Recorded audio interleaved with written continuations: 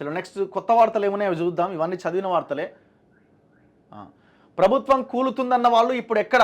వాళ్ళు పడగొడతామంటే ఎమ్మెల్యేలు నిలబెడతామంటున్నారు. ఇప్పుడు ఇదంతా కూడా పొలిటికల్ స్టేట్మెంట్సే. పడగొడతామన్నది ఎవడు? పడగొడతా అంటే జనాలు చూస్తూ ఊరుకుంటారా? గతంలో ఎన్టీఆర్ గవర్నమెంట్ని పడగొడితే జనం ఏం చేసిరు? ఇమీడియట్గా మళ్ళీ ఎలక్షన్స్ పెడితే ఎంత భారీ మెజార్టీతో ఆనాడు ఎన్టీ రామారావు గెలిచిండు. ప్రజలు ఒకసారి మ్యాండేట్ ఇచ్చిన తర్వాత అన్యాయంగా ప్రభుత్వాన్ని కూలగొడితే, మీరు అసలు పరిపాలన సెంట్రిక్గా పాలన చేస్తే, పాలిటిక్స్ పక్కన పెట్టి ప్రజలు అన్న యాంగిల్లో పాలన చేస్తే ఎందుకు కూలగొట్టాలనుకుంటారు? ఒకవేళ పొరపాటున కూలగొట్టిన మీ మీద ఎంత సింపతి ఉంటుంది జనాల్లో? ఒక లీడర్గా మీరు ఎంత ఇదిగా ఉంటారు?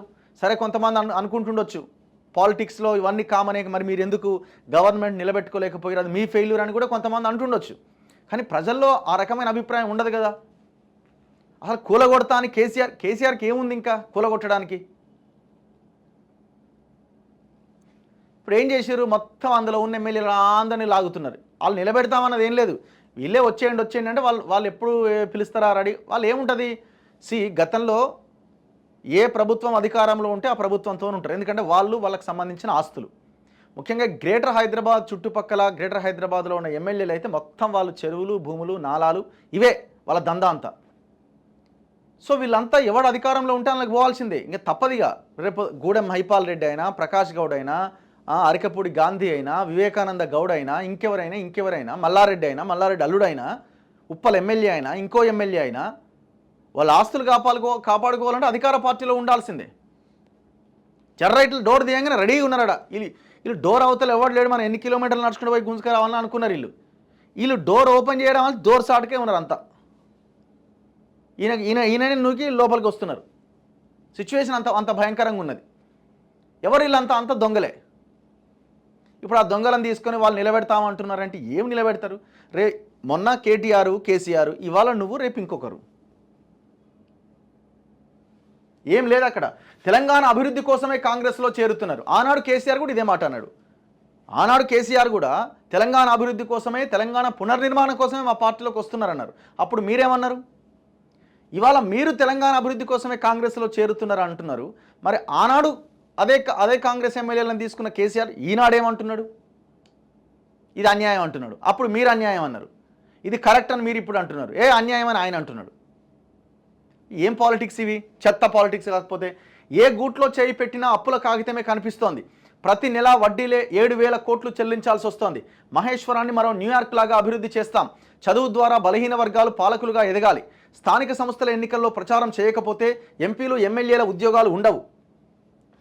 ఇదంతా లోకల్ బాడీ ఎలక్షన్స్ కోసమే. మీరు అన్నారా? ఇక ఈ లైన్ వచ్చింది. నేను అన్నా నిన్ననే చెప్పిన. నేను ఈ గౌడ్స్ లేకపోతే ఇంకొక వర్గాన్ని మచ్చిగా చేసుకునే ప్రయత్నమే ఈ ముస్తాదులా అవి ఇచ్చే కార్యక్రమం. దీని వెనకాల బలమైన ఓటు బ్యాంకు రాజకీయం ఉన్నది. మీరు వచ్చిన ఒక ముస్తాదుకే మనం అటు ఇటు అయిపోయి ఆహా ఓహో అనుకుంటే పొరపాటు. అందుకే నేనేమంటున్నా, మెజారిటీ బీసీలు ఈ ఎలక్షన్స్లో పోటీ చేయాలి. లోకల్ బాడీ ఎలక్షన్స్లో వీళ్ళు రిజర్వేషన్స్ ఎందుకు ఇవ్వట్లే? కేసీఆర్ అనే దుర్మార్గుడు 34% ఉన్న రిజర్వేషన్ 23%, 18% తగ్గించిండు బీసీ రిజర్వేషన్. వీళ్ళు కామారెడ్డి డిక్లరేషన్లో 42% రిజర్వేషన్ పెంచి మేము 25,000 మందిని ప్రజాప్రతినిధులుగా తయారు చేస్తామన్నారు. ఏది మరి? ఇప్పుడు అడిగితే ఏమంటున్నారు? ఇది ఇప్పుడు ఏడవుతుంది చూద్దాం, 5 ఏళ్ళకి కదా అంటారు. 5 ఏళ్ళకి అనలేదు మీరు. 6 నెలల్లో కులగణన కంప్లీట్ చేస్తాం అధికారంలోకి రాగానే అని చెప్పారు. ఏమైంది? అక్కడ కూర్చోమని.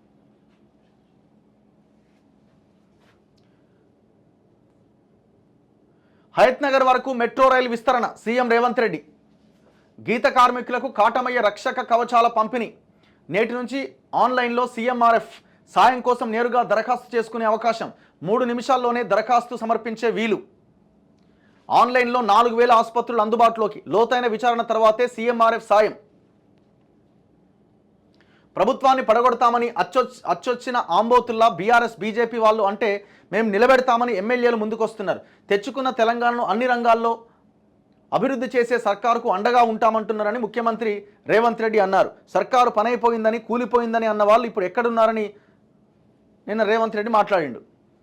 సో ఇట్లా నిన్న ఆయన వ్యాఖ్యలు కనిపిస్తున్నాయి. టోటల్ ఫక్త్ పొలిటికల్ వ్యాఖ్యలు ఇవన్నీ కూడా. ఏ పార్టీ అధికారంలో ఉన్నప్పుడు ఒక మాట, అపోజిషన్లో ఉన్నప్పుడు ఇంకొక మాట. అది చాలా క్లియర్గా కనిపిస్తున్నది.